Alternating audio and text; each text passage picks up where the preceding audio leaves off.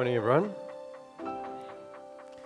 So as an educationalist and the Vice Chancellor of a university, one of the things we're concerned about is can we teach people to behave ethically? And this is particularly a problem or something that's been made more acute after the Enron and the other financial scandals, where many of our top graduates in finance and in statistics were going out and seem to have behaved really unethically. And the question is, do we carry some responsibility for this? Well, discussing whether we can teach ethics is far too broad a subject, and I'm going to narrow what I'm talking about down to a particular, what philosophers sometimes refer to as descriptive ethics, and that is I'm defining this. Ethics is a code of values and customs that guide social conduct held by a particular society or group as authoritative in all matters of right and wrong. Well, can we teach this? This is a question that Socrates was asked more than 2,000 years ago, so it's clearly been on our minds a long time. You'd think we have an answer by now, but Socrates took the view that if you know something, you can teach it. So if you know what is good and bad behavior, you can demonstrate it, you can teach it, you can test whether students have learnt it and understand it, and so his answer was a simple yes. And I think that's the answer that most of us today are still living with, and I want to shake that up a little. Of course, the answer is yes if you think about the ethics as these very simple guidelines or principles. You may not bribe a potential client from whom you wish to obtain business, which seems straightforward. You may not accept a gift from a supplier who wants your business. And I think we can specify it, we can teach it, and we can expect people to know it. In that sense, knowledge about codes of conduct should be straightforward. Right or wrong practice can be read in a book, read in the internet. We would expect everyone to be teaching it in family, school, church, and when you join an employer, your employer should issue with a code of conduct that says this is how you're expected to behave. I would argue, though, that it's not the role of universities. Universities are not needed to teach that sort of ethics. Of course, ethics is much more complicated. The decisions we face, as Abraham Lincoln said, are not between things that are wholly good and wholly bad, but all of the gray areas in between around which we have to apply some sort of moral reasoning. I mean, just to go back to the two examples I've already used, we know that it's not appropriate to give gifts to a government official in order to get a contract, but is it okay to offer tickets in the rugby box or to the World Cup hospitality box to those same government officials in order to influence them when your tender comes around? Or what about that fancy bottle of whiskey you received last Christmas from one of the businesses that you give, one of the companies you give business to? If they are going to be in the running for a future contract, would that be grounds to reject a gift like that? So the ethical issues are always more complicated. They are context-specific, culture-specific. There are contradictory outcomes based on different codes and principles themselves. And so what we really are trying to teach is moral reasoning. And it's less clear that moral reasoning can be taught, although I would argue that this is an area where universities can play a role, because this is about not reading a code, but this is about developing the skills of arguing, debating, positing something, rebutting it, an iterative process of developing thought processes that lead you to the skill, the competency of moral reasoning. And I would argue, I did before starting to prepare this talk, that every graduate of a university should be exposed to a course in moral ethics or in moral reasoning so that when they do graduate, they are better equipped for the world of work. But the real question is not can we teach ethics, of course. It's can we teach ethical behavior? Can we expect the knowledge of what is appropriate behavior to translate into ethical action? Now, there's an assumption underlying that question, which is that our moral judgments are primarily driven by rational thinking, knowledge, and understanding. Only if they are, would it make sense to think that you could teach that. If they're driven by other behavior or by other factors, then teaching may make very little difference. And interestingly, about 20 years ago saw the birth of a new field called moral psychology, where people started looking, and especially with the technologies that are available through imaging technologies, at how the brain works.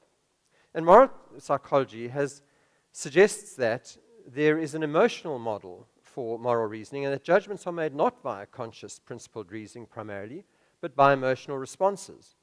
And one emotion in particular seems to drive many of our decisions, and that is disgust.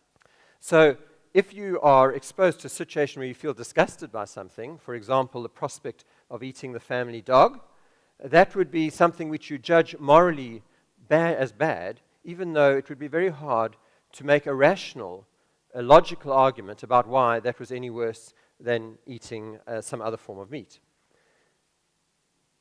This has been confirmed through these imaging studies, which show that the particular part of the brain that responds to emotional behavior, and especially to disgust, is very active when you are presented with moral decisions that you have to make, and interacts with those decisions and may often override them. There are also other factors. Social psychology has demonstrated, for example, that peer practice is important. We study whether students cheat in exams, and what we find is that they see that their friends around them are cheating. They're much more likely to cheat than if their friends are not. And so this is not clearly that they've rationalized a different moral reasoning that whether cheating is right or wrong. They are influenced by convention and peer behavior. So these behavioral and neurological findings converge on the notion that our emotional responses, and especially disgust, can dramatically shape our moral thinking. Research does, however, also show that consequentialist process of analysis and thinking can moderate the emotion. And so it's not wasted, but it's context-specific. These are competing processes in our brains, and we need to be able to manipulate them in some way. And often the subject matter is determinant. So if the question is tax evasion and the morality of tax evasion, there's very little sense of disgust in that, and so that decision, unless you're a SARS official perhaps, relatively little sense of disgust, and so that decision tends to be more influenced by the rational thinking. Is there evidence that we can teach people to behave ethically? So aside from the theory, what does the research tell us? And the research results are conflicting. For example, there is research on medical doctors which shows that their confidence in dealing with ethical dilemmas and their ability to make appropriate decisions is indeed influenced by having been through ethical education. But in the field of business ethics, unfortunately, far less evidence.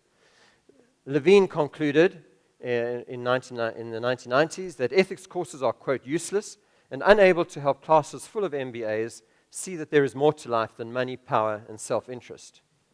ITSO, in 2000, found compulsory ethics education to improve the moral reasoning of real estate salespeople to be highly questionable, couldn't show an effect. Summers was not able to find any relationship between a company's code of conduct, which employees had to sign, and the ethical behavior of its employees, which he measured in this case in terms of their inclination towards reporting wrongdoings in others. So the empirical research, unfortunately, does not support the view that you can generally teach people to behave ethically. What are universities going to do about that? Well, there are other studies, it must be said. For example, a series of studies that shows that ethics training has a positive effect on employees' perceptions of what the values are in the firm and how other people will view them. And that influences ethical behavior, but not because they now know what is right and wrong and believe in that, but because they are incentivized or disincentivized by rewards and punishment.